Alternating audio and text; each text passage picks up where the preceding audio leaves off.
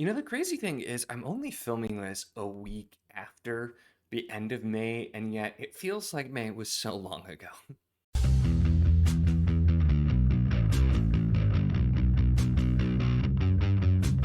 Hello, and welcome to my channel.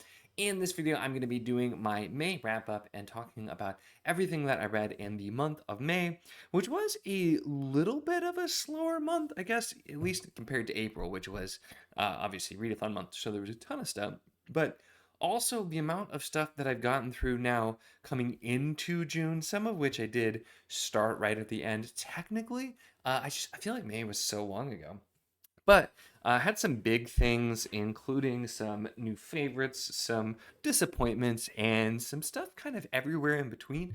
So we are going to talk through everything that I read. So starting off with finally, and I mean finally, finishing Enchanter. This took me absolutely forever, not because of any reason with the book that itself. I just ended up being really slow to read this one because I had a lot going on, and with the move and everything, I had very little time for a physical read. And this is just a physical read, there's no audio for this or anything. And then April happened, and I just completely put it down for April. So once I picked it back up in May, I actually finished it really quickly because this is a fun series. There's a lot of action, you just don't know where it's going to go, and it's just kind of that old school, feels sort of like 80s fantasy-y, even though this is 90s fantasy, but it's has this sort of feel. It's just chock full of cool fantasy elements, cool world building elements. I don't always like everything about it, and there's some interesting choices that are made for sure. But it's been a series that has very much kept me engaged, and so I am definitely planning to continue. I just need to make sure that I allot enough time to actually finish it because it's just one that kept getting put off, and I kept slowly reading a bit here and there because I was doing other things. And so, really solid book. Just should not have taken me that long. Now, then going into things that took me no time at all, we had Crown of Shadows by C.S. Friedman. This is the third book in the Coldfire trilogy, and let me tell you, I got through. This is a very short book in comparison. So the book two is longer, but I'm pretty sure this is shorter than the first book as well too. So it was a short one, but I was so excited to finish this trilogy. This just is, I don't know where it's going to be. I haven't like ranked or anything, but definitely up there and just some favorites of mine because I love this series. Also, just the cover art is amazing for the whole series. I think this might be my favorite one though. But the whole series cover art is just phenomenal too. But this series, I did film, and I'll have a series review coming out for it here pretty soon because I just want to talk more about it. It is one that just absolutely took me by surprise, exceeded all expectations. I knew it was sci fantasy, and I knew it was interesting. I had sampled the first chapter and I was curious. But this just ended up being something so much more than I was expecting, and I had a phenomenal time with it. So definitely a series to check out. I'm really interested to try more C.S. Friedman because she's an author that I'd heard the name, like I knew this was the thing, but just not heard a ton or really read anything. So I'm definitely planning to continue. First, I want to read. There's a prequel novella that kind of explains what happens, and the quick version is basically humanity ends up. They're looking for other planets, and they end up settling, or at least some do, on this planet. But the catch is there are these forces on the planet called Fae that are kind of like they're magical things, but they also like respond to what people think and feel. And so slowly, this sort of more fantastical world ends up taking over for technology. And it's how humans are trying to still adapt to the world. And there's so much more than that. That is just like the core premise. And then we really, really explore. The prequel, though, is like really early days with where that happens. I'm fascinated to get to that, and we'll hopefully be doing that really soon. But yeah, just definitely a highlight of the year so far as this series. It's, I think, hands down my favorite thing we've done for Backlist Book Club so far because we have a lot of good stuff left. But I've enjoyed a lot of those. But that was just a really good time. We did the first book, Black Sun Rising, I should note here as well. But yeah, anyway, so. I could talk about that one a lot. And I have a video where I do talk about a lot, so I will move on for now.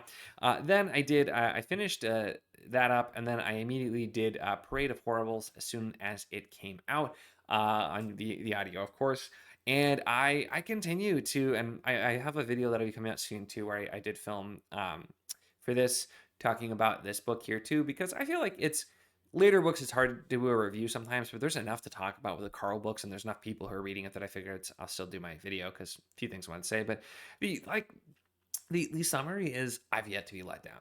I know the last book was a little divisive for some with a little bit of the tonal shift, but I think it was necessary. And this book was just, it was so tight.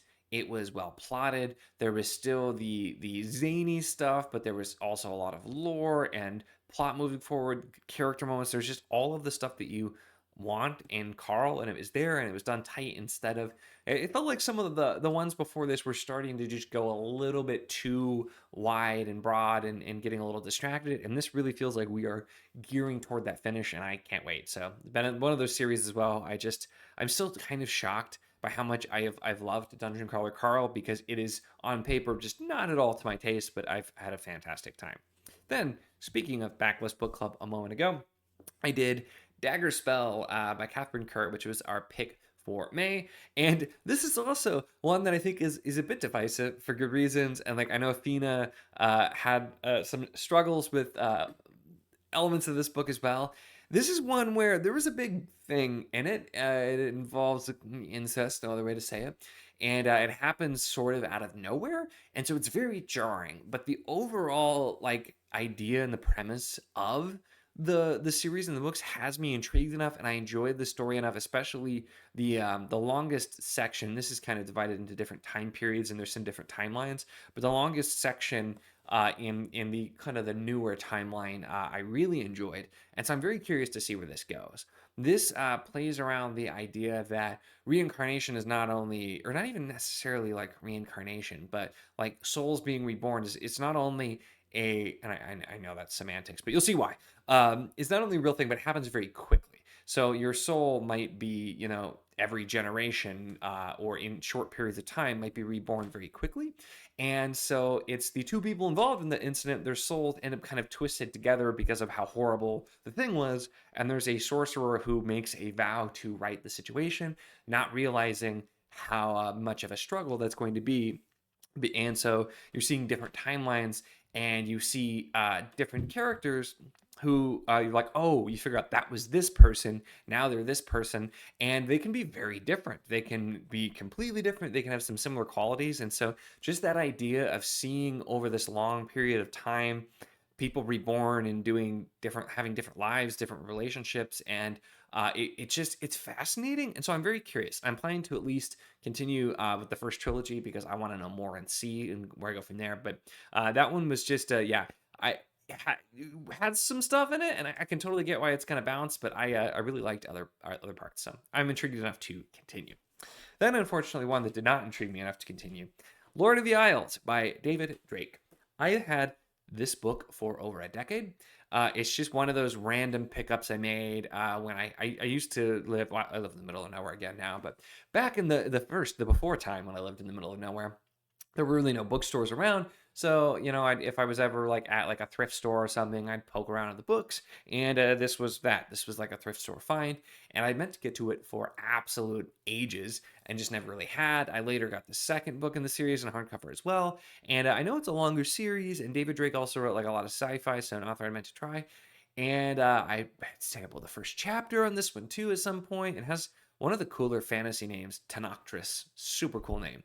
Fortunately, that was pretty much the most positive thing here for me. This was not bad. It wasn't poorly written. It just was very bland. And it felt like, hey, we're just kind of doing a fantasy story. And that's like the best way to say it is the elements are things you've seen. There's not really anything that's like super deep or adding to it. Everything just sort of happens. I didn't really care about any of the characters. I didn't really care about any of the plot. I just didn't care about much what was going on. I was buddy reading this with Jake, the bookish drummer, and he ended up he DNF'd, but he got further than I ended up getting because especially after hearing he was feeling that after a few hundred pages, and I'm just like, man, nothing stood out. I just wasn't really having a good time, so I decided to drop it. And hey, that's a couple of books that I now get to unhaul. So it kind of works out to help pair the collection. I'm bummed because I had it for so long, but that's also why I really want to work on just trying some of these books I've had around for ages, because if I don't like them, I can get rid of them. And that's okay. Not everything's going to work out for everybody. But yeah, this one just, I found myself just really not engaged at all. And so ended up putting that one down and moving on from it. I had Didn't immediately go to another winner. It's had some ups and downs, but speaking of getting to things I had forever, been trying to catch up on review copies, and I had Servant of Rage by Alex Knight. This is the first book of Blood Rage, and this is it's a progression fantasy, which I'm not usually a huge fan of, but I was curious just because it sets sort of on like the Mongol steppe and deals with like Khans and like that kind of uh, time period, but fantasy. And it's the idea that the characters end up like gaining power that has to do with rage and going through. And so I thought this sounds interestingly enough, and this is what I've had for quite a while. I needed to get to, and this was one where it wasn't even like the progression elements. I didn't get to a lot of that because I went like 10-15% into the book, and I really just struggled with the writing. I'm not sure if some of it was just intentionally the way that the author was their style and like going with these characters, but it just felt really off to me, and I just felt like I kept reading things that just didn't hit my brain quite right. So this was one, unfortunately, the writing style just didn't end up working for me. So that was one I put down also as well. I then did, and I think partially I just needed something kind of fun and silly, and I ended up doing this in pretty much one sitting. Jungle Planet by Mike Mullman. This is the sequel to Proxima Station, which was an absolute blast as well. These are really short, and this is just goofy, zany sci-fi at its best.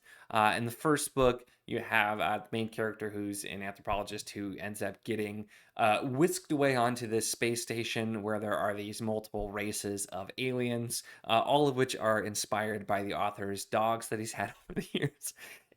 It's full of fun references, homage to different characters and series, and just zaniness with these different aliens. And this one, if anything, gets zanier. And from talking to Mike, it sounds like it's going to continue to do so. So if you're looking for just off the walls, fun, easy to get through, super short sci-fi, this is definitely a series to check out. I read the first one super fast, and then this one I did the audio for, and it was a blast. So much fun as well. Mike is he has a wide variety of books, but I always end up enjoying them. And this is very different from his other stuff that I've read, but it was a blast. So I definitely recommend checking that one out. And it worked, I think, as a good reset. The next thing I did, I was also worried about, especially because I'd had so many things that did not quite work out, but that was City of Illusions by Ursula K. Le Guin. This was a patron pick from Heidi, and I have been very hit or miss with Ursula Le Guin.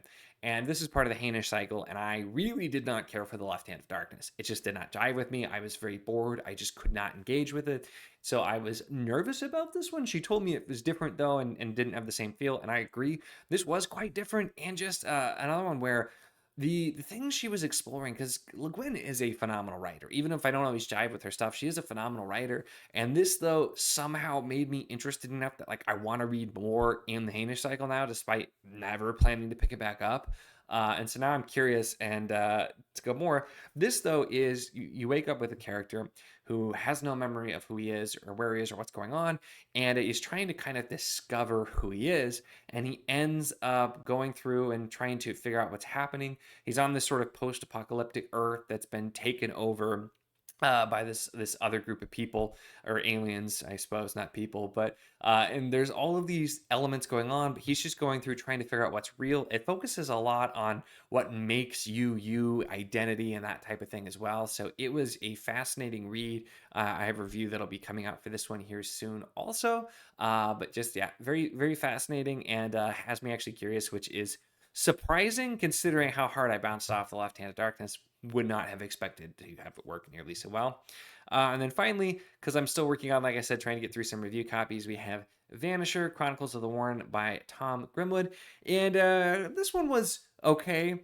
My big thing here is I think this was advertised as being YA. This is maybe middle grade at kind of tops. It's very simplistic, and the premise is super fun. I really like the idea of the premise. It's that basically there's this land, and there's no more adventures. Everything's been done, but they have all of these adventurers from nowhere to go, and they're causing trouble. So this like super rich baron creates a warren that's where basically like a big dungeon, and charges adventurers to go in there and explore. But it is very short. It moves very quickly, and there's not a lot of depth to any of the characters or their motivations, and yet a lot of the stuff is written as if there is. It's just like you're supposed to expect that this depth that the author didn't write or really tell you about is there. And even for something that is intended for a younger audience, it just felt a little bit lacking for me. I think ultimately, if I would have realized how young reading this was, I probably would not have agreed to read this one. And it wasn't terrible by any means. I thought it was fine. It's still a cool premise, had some fun moments, but just was a bit too simplistic. And it's I've talked about before too, with when reading things even for a younger audience, you can still write it so that it's not simplistic and still has depth. And those are the kinds of things that I feel like end up being the sort of the timeless books or the all ages books, is when even if that's your focus, you do it. And this one just unfortunately did not quite land there for me. But that's where we finished off. And then I started some things in June, and June has been a very strong month so far. So I'll definitely be talking more about that later. But that's really it for May. So let me know your thoughts on any of the things I read in May, as well as what your highlights or lowlights were in May yourself. Would love to hear from you in the comments. Make sure to give the video a like if you enjoyed it. Check the links in the description, as always, for the Patreon if you want to support what I do, as well as the Wizard of the Enclave Discord if you want to chat books, whether any of these books, other books, really anything at all. It's a lot of fun and we'd love to have you. And of course, if you enjoy my content, make sure to subscribe.